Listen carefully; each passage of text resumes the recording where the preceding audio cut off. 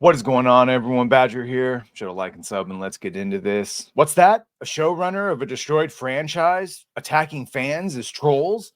Well, it's another day that ends in Y. Yeah, and in this case, we're talking about Lord of the Rings, The Rings of Power, J.D. Payne and Patrick McKay, and all their fun comments, of course. So they're actually getting destroyed in ratings. No one is watching this except for us, who you'll find out they're happy for. In a way, this is not new to them, of course, attacking the fans, because during the last season in 2022, they told the Hollywood Reporter that that we were evil, basically saying that the spirit of Tolkien is about disparate peoples who don't trust one another and look different from one another, finding common ground in friendship and accomplishing big things. That's the spirit we've tried to inculate into every single comma and period in the show. This aspiration would be offensive to people and enrage them. It's very hard for us to understand. And of course, it's not the aspiration that upset people, it was the execution of it. But what are they protecting, Tolkien? I don't see how people who are saying these things think they're fighting for good. There's a line in episode 7 where Galadriel says, "Every war is fought from without and within. Even if you're fighting for something you think is good, if you do something worse in the fight, then you become evil." I don't see how people who are saying these things think they are fighting for good. It's patently evil. No, it's not. And that's the patently evil comment, where any criticism, of course, even if done politely, is the wrong way. This extended even to the reviews on Amazon, where even if you said a polite review, as I did, I wasn't even a content creator at the time, but just to do this experiment, because I saw Gary and Disbrew and others talking about it, I gave a polite but negative review of Amazon, and I got a warning that if I gave another negative review, I might lose my reviewing privileges. So talk about protected. That is evil. And that brings us to the comments that just happened. So they've learned nothing. Of course, Hollywood Reporter, because that's what they do. You run to Forbes or Hollywood Reporter or Kotaku or IGN or the New York Times, and you have a puff piece or a hit piece written out to attack us or those who've actually read the books and respect Tolkien and don't want it to be abused for nefarious purposes. So speaking to the Hollywood Reporter, Payne said, fellowship had to look to each other, and the fellowship had to look to each other and those who support it and remember what it's fighting for. And when we see that millions of people, and we'll talk about that, millions of people are watching this and responding so positively to it, that's who we're fighting for, he then added. And those who watch every episode and negatively write about it on social media and make YouTube videos, we're happy to have you guys too. It wouldn't be a journey through Middle Earth without some trolls along the way. See, that's the thing.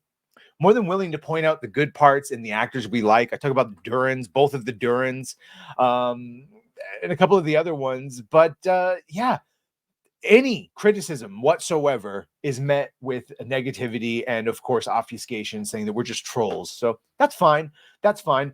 We are really the only ones watching it when we get to that. And so we can see here that last year for that first season, they had 1.8 million people, if you believe it. So this is from Samba. The tracking data reveals that 1.8 million people watched the debut episode over 4 days. And then, unlike that, now in the second season we see that instead of that 1.8 million, we have 902,000. Yeah, so we lost a bit. 50% or so, a bit, 51% less.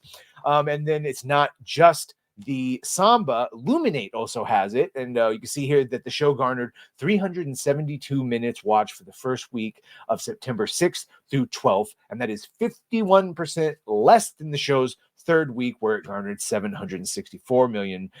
In the first week, the show only garnered 63.2. So you can see that they just have a declining across the base. Variety reporting that the show failed to chart in the top 10, but if you search by originals, you can in fact see it. And again, just most of the audience that's left, all that's left is us, unfortunately. So you give the Rings of Power all of the first week plus all of the second week data from Luminate comes to 827 million minutes. That's a decline of 33%.